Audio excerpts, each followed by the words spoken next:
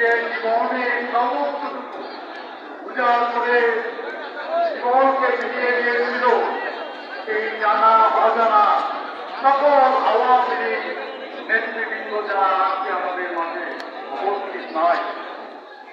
আজকের এই সভা থেকে সকলের প্রতি আমি মাফুরাত কামনা করি।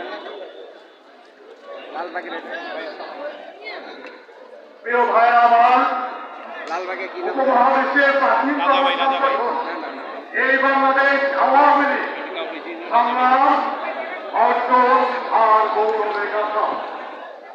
জাতি হিসেবে আমাদের জাতির জন্য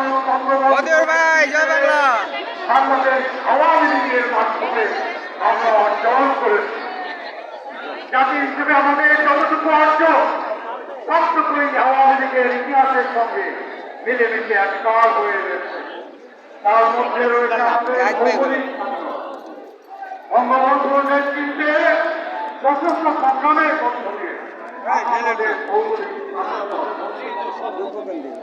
যার কারণে আমরা মাথা উঁচু করে দাঁড়িয়ে আছি।